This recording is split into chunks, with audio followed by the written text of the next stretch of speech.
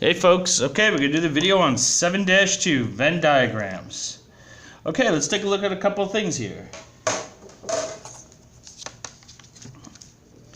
Okay, so we have our symbols for intersection, union, and complement. We talked about those in the last video. Intersection talks about the overlap or what they have in common. Here we can see that graphically. Right, we're just talking about the overlap of the Venn diagram. Where here I have union, or as we also say, or A or B, where we're talking about both entire sets. Then we have the complement, or not, which is that apostrophe, and we're talking about everything but the given set. So not A, or not that given set. Okay, let's take a couple of examples. Okay, the first one. We're talking about students who were surveyed asking for what languages they would like to learn. The results are shown below. We have 120 students. The first question asks us to look at probability. Okay, so when we talk about things like probability, we're talking about things in the form of a fraction or a ratio. 2 to 100, what's your chances of winning? You're 1 in 100, 1 in 5 people can win. That type of stuff, that's probability. So let's take a look at this. We have 120 students, and out of those 120 students, I have French kids. 8 plus 10 is 18, plus 2 is 20, 27. So I have 27 out of 120 students that want to learn French. Another, first thing I have to do is I have to reduce that to 9 over 40. Then, from there, okay, that's my answer. Or, I could write it as a ratio as well. 9 to 40. Either one works. Alright, next we're going to compute or find the probability of G union I. Or those folks that want to learn both or want to learn German or Italian. That's what I should be saying, German or Italian. So I want to learn German or Italian. So now, what we're going to talk about here is both these circles here. So I'm going to go and add those up. So I got 10 plus 24 plus 2 plus 15 plus 7 plus 14. And that's 72. So there's 72 students in these two circles. Those want to learn German or Italian, and it's out of 120. Now again, I have to reduce that. 72 over 120 reduces to 3 over 5. Or I can write that as 3 to 5. Okay, next I have those that want to learn French and German. French and German. So we're talking about this intersection here.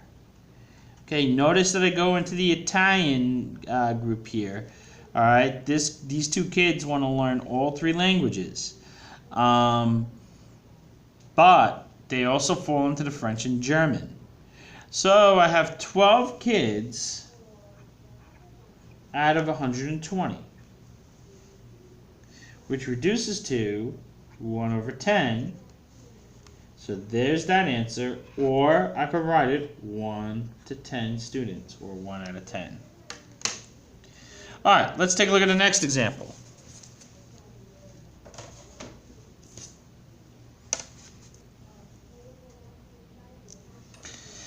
Find A intersect B. What does a set represent? Okay, so A intersect B is Joe, Mike, Linda, and Rose. It's just these middle guys. Okay? Now, from there, right, what is it saying? It's saying the people that both skateboard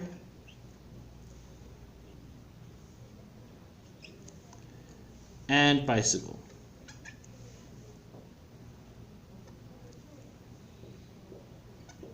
However you want to say that, you could say those that both, we could say that, that'll be better. Those that both skateboard and bicycle. Something like that. Alright, find A union B. What does the set represent? A union B is all these guys.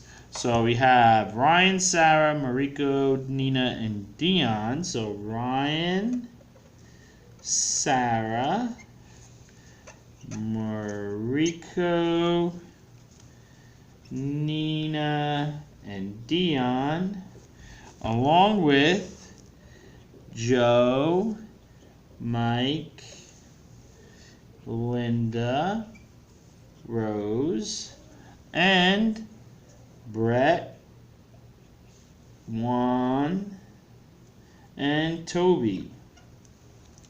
And what does that mean? How could we say what that represents? We would say those that either skateboard or bicycle. Okay, next and lastly, not or complement A union B. So not these groups. What does that set represent? Okay, so first of all, we're talking about Amy, Gabe, and Abby. And the way we would say that is those that do not skateboard